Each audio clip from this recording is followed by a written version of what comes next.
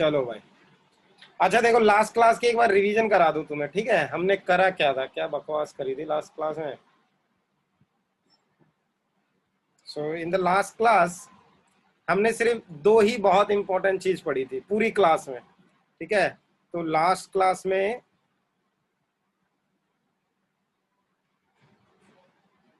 हमने दो सबसे इंपॉर्टेंट पॉइंट्स पढ़े थे। क्या?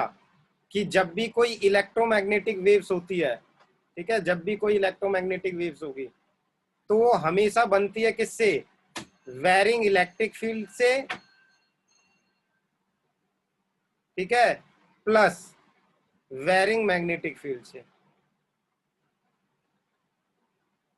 ये पढ़ा था, ये सबसे इंपॉर्टेंट चीज यही थी, ठीक है, इलेक्ट्रोमैग्नेटिक वेव्स की, राइट? और दूसरी चीज मैंने पढ़ी थी, हमने पढ़ी थी क्या?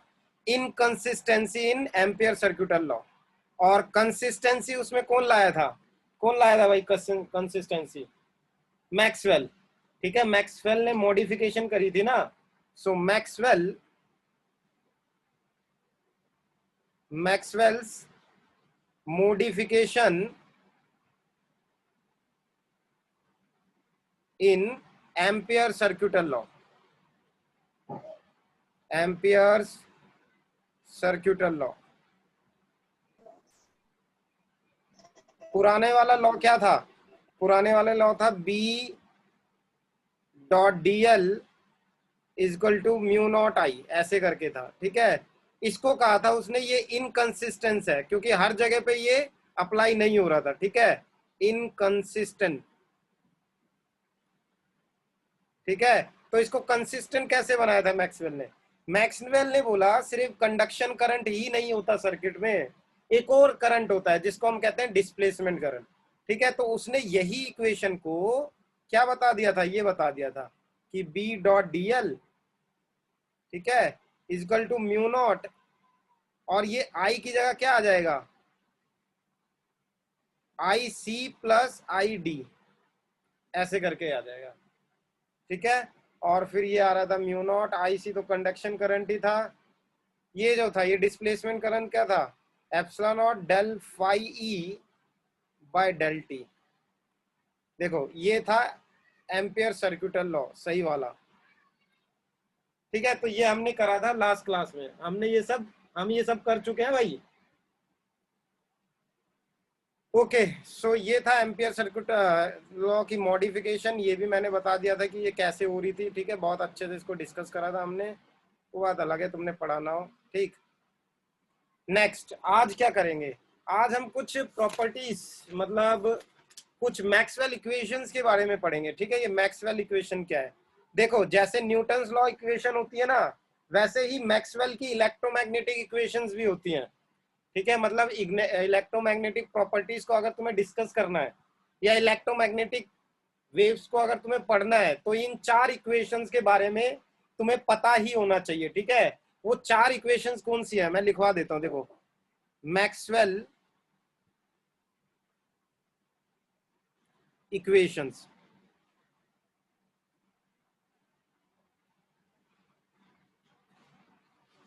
ठीक है? तो अगर तुम्हें इलेक्ट्रोमैग्नेटिक पढ़ना है तो ये चार इक्वेशन तुम्हें आनी चाहिए। पहली इक्वेशन कौन सी है बेटा? पहली इक्वेशन है ये वाली। क्या तुमने कभी देखी है ये इक्वेशन?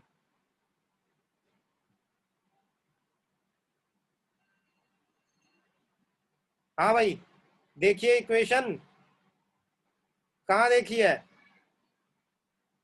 क्या ये?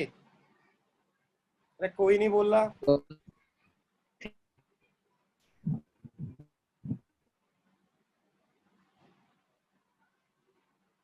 ये गॉस लॉ था, गॉस लॉ। और गॉस लॉ से क्या पता चलता है? गॉस लॉ से ये पता चलता है कि एक स्टेशनरी चार्ज, ठीक है, एक स्टेशनरी चार्ज अपने चारों तरफ क्या प्रोड्यूस कर सकता है? इलेक्ट्रिक फील्ड प्रोड्यूस कर सकता है। और वो इलेक्ट्रिक फील्ड हम किस फॉर्मूले से निकाल सकते हैं? इस फॉर्मूले से निकाल सकते हैं, ठीक है? ये है फर्स्ट मैक्सवेल इक्वेशन, ये याद रखना है, ठीक है? दूसरी मैक्सवेल इक्वेशन कौन सी होती है? सेकंड मैक्सवेल इक्वेशन होती है ये।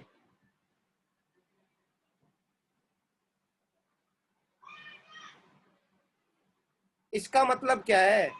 देखो, एक बार आया था एग्जाम में कि इसकी सिग्निफिकेंस बताओ। इस इक्वेशन की, कि ये इक्वेशन क्या दिखा रहा है। बताओ कौन बताएगा कि ये चीज क्या दिखा रही है।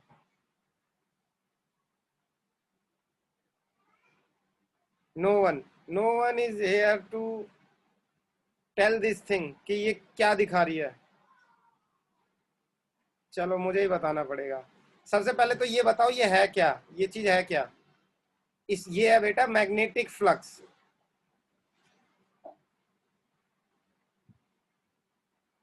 तो ये मैग्नेटिक फ्लक्स ही है। इसके ऊपर देखो, इसको कहते हैं electric flux.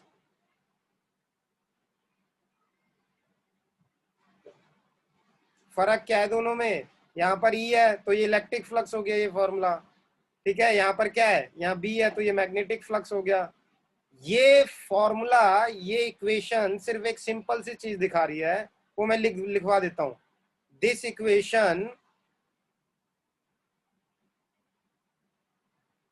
signifies that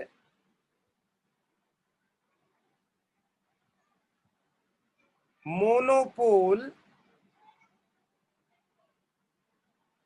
of a magnet does not exist। इसका मतलब क्या है, देखो इसको एक और तरीके से समझा सकता हूं।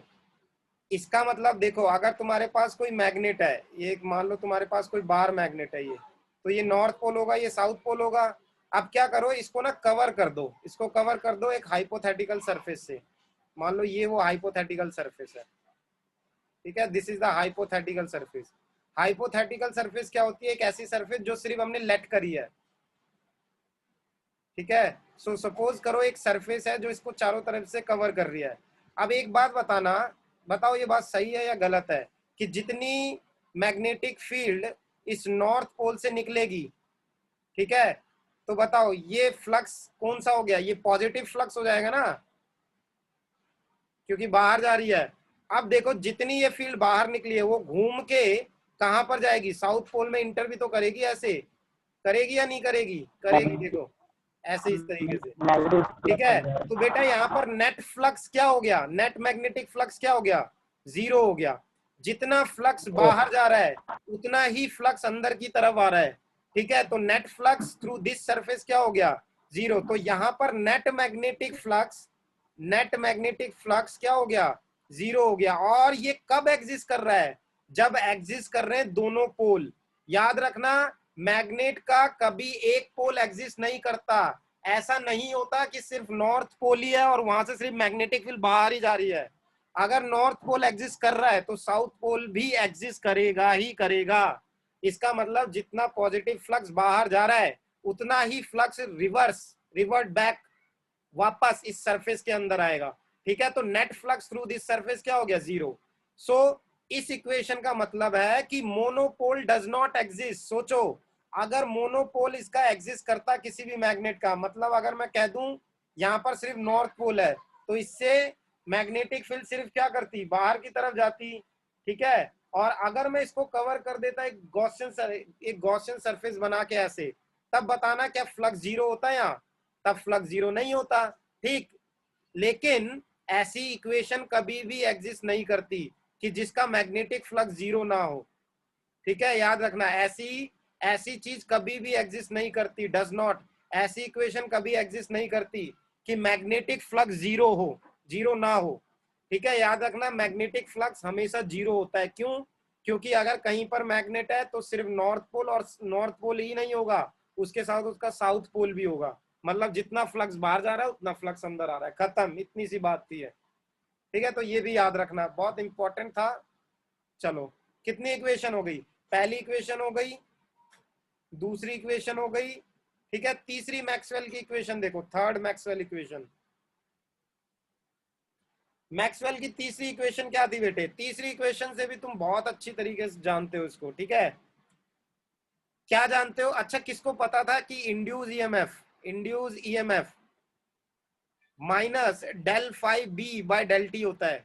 बताना कौन सा लॉ है ये, किसी को याद है ये कौन सा लॉ है। सर सेकंड लॉ था फैराडे का। वेरी गुड, ठीक है। कहीं पर भी किसी भी लूप में ईएमएफ अगर आ जाती है, ठीक है, तो वहां पर definitely flux, magnetic flux change हो रहा होगा, राइट। अब जरा एक बात ध्यान से देखो, अगर ये चीज है तो किसी ने ये फॉर्मूला पढ़ रखा है बताना। ये तो इक्वेशन फर्स्ट कह रहा हूं मैं, ठीक है। बताओ क्या तुमने ये कभी पढ़ा है, E equal to minus del V by del r, पढ़ रखा होगा बेटा। यहाँ पर E इलेक्ट्रिक फील्ड है, याद रखना, ठीक है। E यहाँ पर क्या है, इलेक्ट्रिक फील्ड, राइट। अब जल्दी बताओ क्या मैं इसको ऐसे लिख सकता हूं, डेल वी को minus E dot del r, तो ये भी पढ़ रखा होगा, ठीक है। और जल्दी बताओ क्या मैं इसको इंटीग्रेट कर दूं तो क्या आ जाएगा, इसको अगर मैं इंटीग्रेट कर दूं, ठीक है, वी ए से लेके वी बी तक, और यहां पर इंटीग्रेशन कर दूं, डी आर की जगह मैं डी एल ले रहा हूं, ठीक है। डी एल ले लो या डी आर ले लो, कुछ भी ले सकते हो, लेकिन ट्रेडिशनली यही लेना है हमें। तो देखो ये आ गया, ठीक है। अच्छा जल्दी बताओ, ये जो ये चीज है क्या ये ईएमएफ के इक्वल नहीं है? अरे पोटेंशियल डिफरेंस ही तो ईएमएफ होता है, पोटेंशियल डिफरेंस मतलब ही तो ईएमएफ होता है। सो बेटा ये ईएमएफ है हमारी, ठीक है। और ये मैं ऐसे लिख सकता हूं या नहीं लिख सकता हूं, ई डॉट डी एल, ठीक है। So EMF minus E dot D L है, और यहां पर ईएमएफ किसके इक्वल है, minus del phi by D del T. सो ये हो गई मेरी सेकंड इक्वेशन। मैं दोनों को इक्वेट कर रहा हूं, अगर दोनों को इक्वेट करूंगा बताओ क्या ये इक्वेशन आएगी या नहीं आएगी, देखना। ई डॉट डी एल, ठीक है, minus del phi B by del T.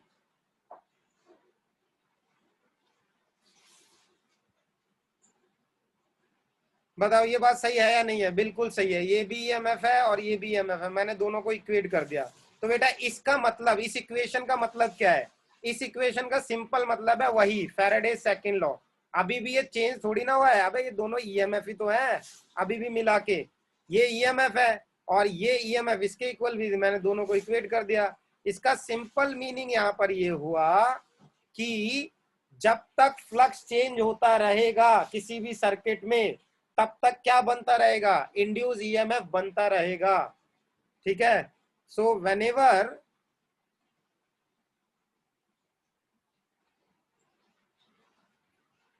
There is a change in magnetic flux,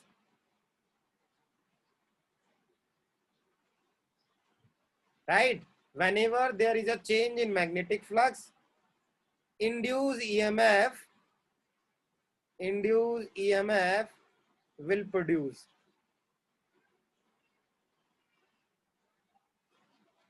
देखो ये सारी की सारी चीज ना इलेक्ट्रोमैग्नेटिक वेव्स बनाने के लिए बहुत इंपॉर्टेंट है भाई। सिंपल सा फैक्ट है, बताना ये इक्वेशन क्या कह रही है। ये इक्वेशन शुरू से देखो, ये इक्वेशन क्या कह रही है, ये इक्वेशन कहती है भैया जहां चार्ज है वहां इलेक्ट्रिक फील्ड होगी, ठीक है। और मैंने तुम्हें बताया है जब चार्ज ऑसिलेट करता है तो इलेक्ट्रोमैग्नेटिक वेव्स बनती है, क्योंकि इलेक्ट्रिक फील्ड वेरी कर जाती है वहां, ठीक। तो इससे भी ईएम वेव के बारे में पता चल रहा है, इससे भी ईएम वेव के बारे में पता चल रहा है, ठीक है, कि मैग्नेटिक फील्ड का मोनोपोल एग्जिस्ट नहीं करता, दोनों ही फैक्टर होने चाहिए वहां पर, ठीक। इससे तो बिल्कुल हद तक डिफाइन होती है मैग्नेटिक फील्ड। क्या मैग्नेटिक फील्ड डिफाइन हो रही है कि जब तक मैग्नेटिक फ्लक्स चेंज होगा तब तक इलेक्ट्रिक फील्ड बनेगी, और इलेक्ट्रिक फील्ड बनेगी तो अगर मैग्नेटिक फ्लक्स चेंज होगा तो ईएमएफ बन रही है, ईएमएफ बन रही है तो करंट बनेगा, करंट बनेगा तो मैग्नेटिक फील्ड बनेगी, मैग्नेटिक फील्ड बनेगी तो दोनों फील्ड होंगी वहां पर, तो इससे भी ईएम वेव बनेगी, ठीक है। अब हम चलते हैं हमारे लास्ट मैक्सवेल इक्वेशंस पे, ठीक है। लास्ट मैक्सवेल इक्वेशन है ये, वो है modified ampere circuital law, modified ampere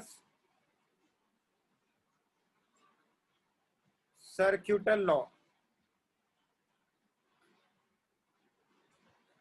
ठीक है। अच्छा मॉडिफाइड एम्पियर सर्क्यूटल लॉ क्या था, बी डॉट डी एल ये था इजकल टू म्यू नॉट आई। और बेटा ये आई याद रखना, ये आई कौन सा वाला आई था, ये आई था कंडक्शन करंट वाला आई, ठीक है, प्लस कौन से वाला आई, डिस्प्लेसमेंट करंट वाला आई, ठीक है। तो यहाँ पर फाइनल इक्वेशन क्या हो जाएगी, B dot D L is equal to mu not I, क्या हो जाएगा, I C plus I D, right. और अगर मैं इसको खुल के लिख दूं तो ये क्या हो जाएगा, mu not I C plus mu naught, और याद करो आई डी का फॉर्मूला आ रहा था epsilon not del phi E by del T. सो ये हो गया मॉडिफाई एम्पियर सर्क्यूटल लॉ। और देखो ये तो बिल्कुल सही कहानी कह रहा है, इससे तो बिल्कुल सही बात पता चल रही है कि जहां मैग्नेटिक फील्ड है वहां इलेक्ट्रिक फील्ड एग्जिस्ट करेगी ही करेगी, ठीक है। और जहां पर दोनों एग्जिस्ट करेगी वहां पर ईएम वेव्स जनरेट होंगी ही होंगी, वरना पॉसिबिलिटी नहीं है किसी भी चीज के बनने की। Always remember these equation. So these 4 equations are known as Maxwell equations, ठीक है, याद रखोगे इसको। चलो आगे बढ़ते हैं अब, ठीक है। अब हम कुछ बात कर लेते हैं इलेक्ट्रोमैग्नेटिक वेव्स के बारे में, ठीक है। सो इलेक्ट्रोमैग्नेटिक वेव्स के बारे में तो मैं पहले बता चुका हूं, लेकिन एक बार फिर से मैं डिस्कस कर लूं इसको, ठीक है। और ये चैप्टर बस बहुत जल्दी खत्म होने वाला है। सो मैक्सवेल्स प्रिडिक्शन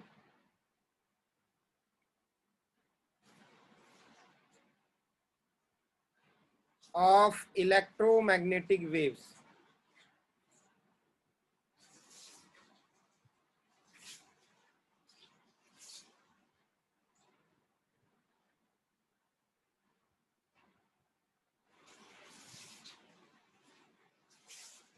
ये लो, ठीक है। तो मैक्सवेल ने क्या प्रिडिक्ट करा था इलेक्ट्रोमैग्नेटिक वेव के बारे में, कि वहां पर दोनों ही एग्जिस्ट करते हैं, ठीक है। फिर से लिखवा रहा हूं, देखो इंपॉर्टेंट पॉइंट, इंपॉर्टेंट है क्योंकि ये चैप्टर ही तुम पढ़ रहे हो electromagnetic wave.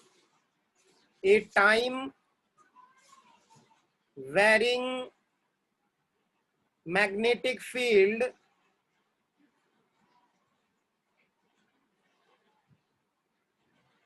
is a source of electric field, बिल्कुल सही बात है। जहां मैग्नेटिक फील्ड वेरी कर रही है वहां इलेक्ट्रिक फील्ड होगी ही होगी। और दूसरा इसका रिवर्स, इसका रिवर्स भी देखो सही है। A time varying electric field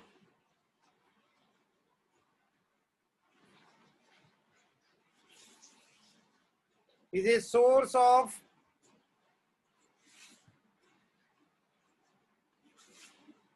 changing magnetic field, ये भी सही बात है, ठीक है। तो इसको अगर मैं एक वर्ड में लिखना चाहूं, मतलब बहुत सिंप्लीफाई करके लिख सकता हूं, तो ऐसे लिखूंगा, इलेक्ट्रिक फील्ड और मैग्नेटिक फील्ड दोनों ही एक दूसरे से प्रोड्यूस हो रही है, देखो। और बस एक कहानी होनी चाहिए यहाँ पर, एक कहानी, बिल्कुल ध्यान से सुनना, यहाँ पर बस एक कहानी होनी चाहिए जहां पर ये कंडीशन सेटिस्फाई होगी। दोनों टाइम वेरिंग होने चाहिए, कोई भी एक टाइम वेरिंग होना चाहिए, ठीक है। अगर यूनिफॉर्म इलेक्ट्रिक फील्ड है, ये भी लिख लो, ठीक है, बहुत इंपॉर्टेंट चीज है। यूनिफॉर्म इलेक्ट्रिक फील्ड कभी भी मैग्नेटिक फील्ड प्रोड्यूस नहीं करती। Uniform electric field does not produce magnetic field and vice versa, ठीक है बेटा। तो ऐसा कब पॉसिबल है, इलेक्ट्रिक फील्ड से मैग्नेटिक फील्ड, और मैग्नेटिक फील्ड को बी से दिखाते हैं, हाँ, इलेक्ट्रिक फील्ड से मैग्नेटिक फील्ड और मैग्नेटिक फील्ड से इलेक्ट्रिक फील्ड कब पॉसिबल है, if one of them is time varying, if one of them is time varying,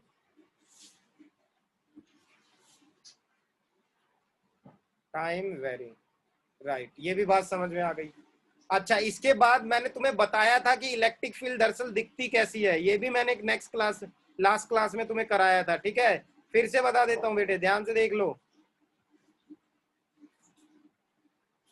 haste, ये देखो, ठीक है। इस यहां पर देखो, अगर मैं कह रहा हूं कि ये वाली चीज इलेक्ट्रिक फील्ड है, ध्यान से देख लो, ये इलेक्ट्रिक फील्ड है ये, तो अगर इलेक्ट्रिक फील्ड वेरी कर रही है तो जरा यही देखो, यही वेरिंग इलेक्ट्रिक फील्ड क्या बना दे रही है, वेरिंग मैग्नेटिक फील्ड भी बना रही है, ये देखो, ठीक है। और यहां पर जरा ध्यान से देखो, अगर मैग्नेटिक फील्ड वेरी कर रही है सो वो क्या बना दे रही है, वो वेरिंग इलेक्ट्रिक फील्ड बना दे रही है, ये देखो ध्यान से, ठीक है। तो varying electric field varying magnetic field बनाती है, varying magnetic field varying electric field बनाती है, ऐसे ही प्रोड्यूस हो जाती है इलेक्ट्रोमैग्नेटिक वेव, ठीक है, जो इस डायरेक्शन में ट्रेवल करेगी, इलेक्ट्रोमैग्नेटिक वेव्स। बहुत सिंपल है ये, बहुत सर सिंपल है। और वैल्यू क्या जो भी ये बनाइए, अगर मैग्नेटिक फील्ड जो भी मैग्नेटिक फील्ड जो इलेक्ट्रिक फील्ड बनाई उसकी वैल्यू सेम रहेगी, दोनों की अलग रहेगी। भाई बिल्कुल समझ में नहीं आया तुमने क्या कहा, सही बता रहा हूँ, कुछ समझ में ही नहीं आया, एक मैंने बार कहा फिर, सर हाँ एक बार फिर से आपने कहा बोलो। कि मैग्नेटिक मैग्नेटिक फील्ड जो इलेक्ट्रिक फील्ड बनाएगी और जो इलेक्ट्रिक फील्ड जो मैग्नेटिक फील्ड बनाएगी, तो दोनों की वैल्यू सेम आएगी। दोनों की वैल्यू सेम आएगी ये कह सकते हो, नहीं ऐसा कैसे हो सकता है, दोनों अलग अलग चीज है ना बेटे। इलेक्ट्रिक फील्ड और मैग्नेटिक फील्ड की वैल्यू कैसे सेम हो सकती है, एक की यूनिट टेस्ला होगी, दूसरे की यूनिट वोल्ट पर मीटर होगी, ठीक है। तो दोनों, तुम बस यहाँ पर क्या याद रखना है कि varying electric field magnetic field बनाती है और varying magnetic field electric field बनाती है, बस, ठीक है। अब तुम ये देख के कह रहे हो कि ये देखो जितना बड़ा ये बन रहा है इलेक्ट्रिक फील्ड उतनी ही वैसी कुछ मैग्नेटिक फील्ड बनेगी, तो उस हिसाब से तुम सही हो, ठीक है, लेकिन दोनों को तुम कंपेयर नहीं कर सकते, राइट, दोनों तो अलग अलग चीज है ना, एक मैग्नेटिक फील्ड है एक इलेक्ट्रिक फील्ड है, बहुत अलग बात है, बहुत, ठीक है। लेकिन बस इतना याद रखो कि एक इलेक्ट्रिक फील्ड एक मैग्नेटिक फील्ड बना सकती है, टाइम वेरिंग होनी चाहिए बस, ठीक है। चलो आगे बढ़ते हैं, आई होप ये भी समझ में आ गया होगा। अब जरा ध्यान से देखो यहाँ पर, अगर तुम देख रहे होगे कि वाई डायरेक्शन में, ठीक है, वाई डायरेक्शन में क्या एग्जिस्ट कर रही है, इलेक्ट्रिक फील्ड एग्जिस्ट कर रही है, राइट। और जेड डायरेक्शन में, इसको मैं वाई डायरेक्शन कह रहा हूँ, किसको वाई डायरेक्शन कह रहा हूँ, इसको, ये वाई डायरेक्शन हो गया, ये एक्स डायरेक्शन हो गया, ये जेड डायरेक्शन हो गया, ठीक है। अब वाई डायरेक्शन में क्या बन रही है, इलेक्ट्रिक फील्ड बन रही है, ठीक है, और जेड डायरेक्शन में क्या हो रही है, क्या बन रही है, मैग्नेटिक फील्ड। याद रखना जेड दोनों ही एक दूसरे के परपेंडिकुलर है, अगर ये है इलेक्ट्रिक फील्ड और ये होगी मैग्नेटिक फील्ड, तो बेटा इलेक्ट्रोमैग्नेटिक वेव्स आगे की तरफ जाएगी ऐसे, ठीक है, इलेक्ट्रोमैग्नेटिक वेव आगे की तरफ ट्रेवल करेगी इस तरीके से। चलो, अब अगर तुम 11th पढ़कर आए हो तो तुम्हें पता है ये दोनों वेव्स हैं, ठीक है, और वेव्स की इक्वेशन क्या होती है, मैं लिखवा दे रहा हूं, बताना ये सही है। वेव्स की इक्वेशन देखो, इलेक्ट्रिक फील्ड एग्जिस्ट कर रही है वाई डायरेक्शन में, वाई डायरेक्शन में, ठीक है, वाई डायरेक्शन में कर रही है, और इसको कैसे लिख सकते हैं, इसको लिख सकते हैं ई नॉट, ठीक है, साइन के एक्स माइनस ओमेगा टी। देखो इसका कहने का ये मतलब है कि जो वाइब्रेशंस है इलेक्ट्रिक फील्ड की वो कहां पर है, वाई डायरेक्शन में, और जो वाइब्रेशंस है कहां पर, मैग्नेटिक फील्ड की, वो जेड डायरेक्शन में। लेकिन इलेक्ट्रिक फील्ड की जो वेव्स बन रही हैं, ठीक है, इलेक्ट्रोमैग्नेटिक वेव्स जो बन रही हैं वो दोनों के परपेंडिकुलर ट्रेवल कर रही हैं एक्स डायरेक्शन में, मतलब वेव किस डायरेक्शन में जा रही है, एक्स डायरेक्शन में, इसीलिए यहाँ एक्स आया है, ऑलवेज रिमेंबर दिस पॉइंट, ठीक है, वेरी इंपॉर्टेंट भाई, ये एक्स यहाँ पर इसीलिए आया है, प्रोड्यूस तो इलेक्ट्रिक फील्ड हो रही है, ठीक है, लेकिन जो वेव बन रही है वो एक्स डायरेक्शन में जा रही है। चलो ये हो गया ये चीज, ये इक्वेशन देख रखी है ना सबने, भाई देखो ये इक्वेशन ऐसे तुम्हें पता होनी चाहिए कि ये इक्वेशन होती है, तुम्हें नहीं पता है तो बहुत खतरनाक बात है ये, ठीक है, ब्लेम योर टीचर। सो ये क्या हो जाएगा, यहां पर मैं क्या कर सकता हूं बताओ, यहां पर के की वैल्यू किसी को याद है क्या होती थी, के होता था प्रोपगेशन कांस्टेंट, और इसकी वैल्यू होती थी 2 pi by lambda x minus omega T, ऐसे करके होता था ये, ठीक है। और बताओ और क्या इक्वेशन इसकी पॉसिबल है, 2 पाई बाहर निकाल लो, बताओ क्या बचेगा यहाँ, यहाँ बचेगा एक्स बाय लैम्डा, ठीक है, और यहाँ क्या बचेगा बेटे, यहाँ पर बचेगा ओमेगा बाय 2 पाई टी, ठीक है। और याद करो ओमेगा बाय 2 पाई कुछ नहीं होता, न्यू होता है, न्यू, अब जैसे फ्रीक्वेंसी कहते हैं, ठीक है। तो ये हो जाएगा 2 पाई एक्स बाय लैम्डा, और ये जो हो जाएगा ये हो जाएगा न्यू के इक्वल टी, ठीक है। अब तुम बोलोगे ये कैसे आ रहा है सर ये, या भाई याद करो ओमेगा बाय 2 पाई/टी होता था, नहीं होता था, इसको मैं ऐसे भी लिख सकता हूँ या नहीं लिख सकता, तो ओमेगा बाय 2 पाई क्या हो जाएगा, न्यू के इक्वल नहीं होगा, तो इसकी जगह मैंने ये लिख दिया है, ठीक है। तो ये सब तुम्हें पता होना चाहिए, मतलब मैं ये कहना चाहता हूँ, ठीक। तो चलो ये हो गई इलेक्ट्रिक फील्ड की इक्वेशन। अब अगर मैग्नेटिक फील्ड की इक्वेशन लिखनी पड़ी तो कैसे लिखेंगे बताओ, मैग्नेटिक फील्ड किस डायरेक्शन में है, जेड की डायरेक्शन में, उसके प्रोपगेटिंग वेक्टर, ठीक है। सो मैग्नेटिक फील्ड को हम कैसे लिखेंगे, अच्छा यहाँ से एक और चीज पता लग रही है, देखो जो इलेक्ट्रिक फील्ड है वो सिर्फ वाई डायरेक्शन में वो कर रही है, वाइब्रेट कर रही है, ठीक है। So electric field x direction में भी जीरो है, और इलेक्ट्रिक फील्ड की वाइब्रेशन वाई जेड डायरेक्शन में भी जीरो है, ये भी याद रखना, ठीक है। Similarly for magnetic field, similarly for magnetic field, ध्यान से देखना, सिमिलरली मैग्नेटिक फील्ड इक्वेशन,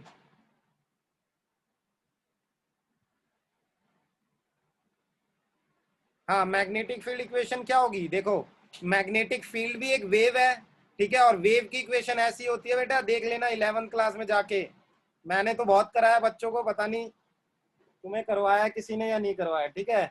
सो यहाँ पर देखो मैग्नेटिक फील्ड की इक्वेशन क्या हो जाएगी, बी, ठीक है, और यहाँ पर लिखेंगे बी जेड के क्यों, क्योंकि मैग्नेटिक फील्ड जेड डायरेक्शन में, देखो जेड डायरेक्शन में मैग्नेटिक फील्ड के वेक्टर वाइब्रेट कर रहे हैं, ठीक है। सो बी जेड के हो जाएगा, ठीक। लेकिन वेव किस डायरेक्शन में जा रही है, एक्स डायरेक्शन में, तो इसका आंसर क्या हो जाएगा, बी नॉट साइन के एक्स माइनस ओमेगा टी के कैप, ठीक है। यहाँ एक्स क्यों आया है, ये एक्स क्यों आया है, क्योंकि एक्स डायरेक्शन में प्रोपगेट कर रही है वेव, एक्स डायरेक्शन प्रोपगेशन है वेव की,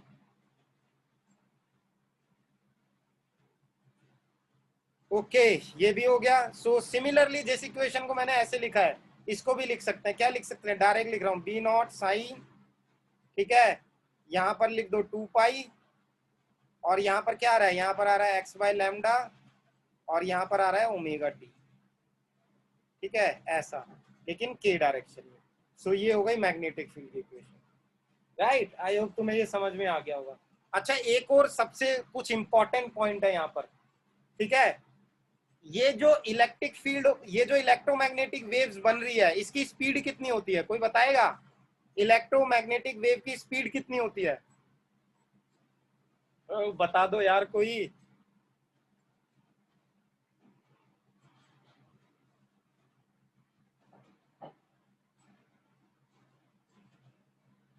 कोई है महानुभाव जो बता सके,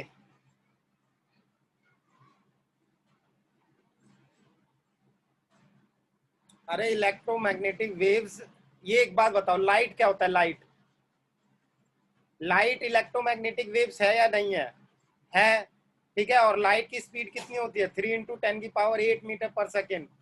सो ये भी वही है, ये भी वही चीज है, सेम चीज है ये, ठीक है। चलो आगे बढ़ते हैं। तो इलेक्ट्रोमैग्नेटिक वेव की स्पीड होती है कितनी, speed of electromagnetic waves are wave is equal to speed of light,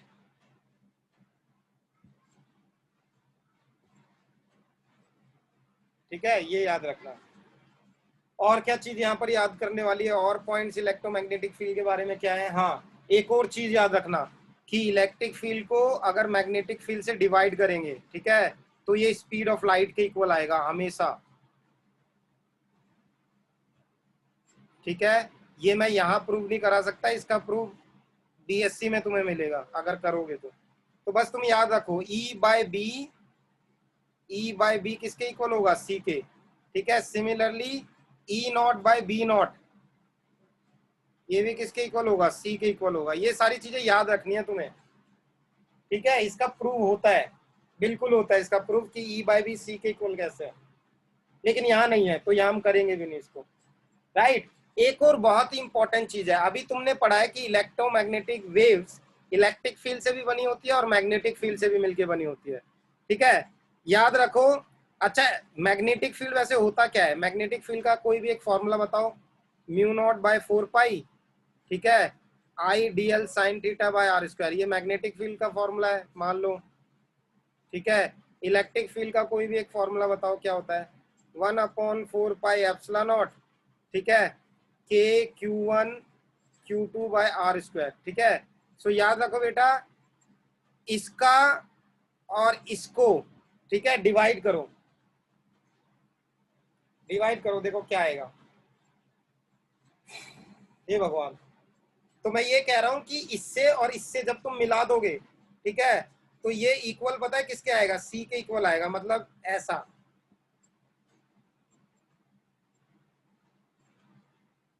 mu naught epsilon not, ठीक है। जब तुम ऐसे इसमें पुट कर दोगे तो जो भी आंसर आएगा वो सी के इक्वल आएगा। अगर विश्वास नहीं होता तो करके देख लेना, कैसे करोगे, 1/√, म्यू नॉट की वैल्यू किसको याद है, कितनी होती थी, 4 पाई इंटू 10 की पावर -7, ठीक है, इंटू एप्सिलॉन नॉट की वैल्यू कितनी होती थी, 8.85 इंटू 10 की पावर -12, ठीक है। इसको सॉल्व कर लेना, तुम्हारा आंसर नियरली कितना आएगा, 2.99 इंटू 10 की पावर 8 मीटर पर सेकेंड आएगा। सॉल्व कर लेना इसको, ठीक है। इससे ये पता चला कि इन दोनों का अंडर रूट का सी के इक्वल होता है ये, ठीक है। ये भी याद रखना, इंपॉर्टेंट पॉइंट है ये भी। अब मैक्सवेल ने कॉन्सेप्ट तो दे दिया था कि जहां पर इलेक्ट्रिक फील्ड और मैग्नेटिक फील्ड वेरी कर रही होगी वहां पर इलेक्ट्रोमैग्नेटिक वेव्स बनेंगी। इस चीज को प्रैक्टिकली किसने प्रूव करा, इस चीज को प्रैक्टिकली प्रूव करा हर्ट्ज ने, थ्रू हर्ट्ज एक्सपेरिमेंट, ठीक है। अब एक बंदा यहाँ आ गया है, कौन, हर्ट्ज एक्सपेरिमेंट, हर्ट्ज आ गया, हर्ट्ज, और हर्ट्ज ने अपना ही एक एक्सपेरिमेंट करा था इसको प्रूव करने के लिए, हर्ट्ज एक्सपेरिमेंट। इसको देखो, इसको मैं ना इसकी वीडियो दिखाने जा रहा हूँ तुम्हें, हर्ट्ज एक्सपेरिमेंट की, और तुम्हें लगेगा हाँ भाई बात तो बिल्कुल सही है, इलेक्ट्रोमैग्नेटिक वेव्स बन रही हैं, ठीक है। तो चलो फिर से ज्वाइन करो ताकि मैं तुम्हें हर्ट्ज एक्सपेरिमेंट समझा सकूं वीडियो के थ्रू। ओके चलो करो।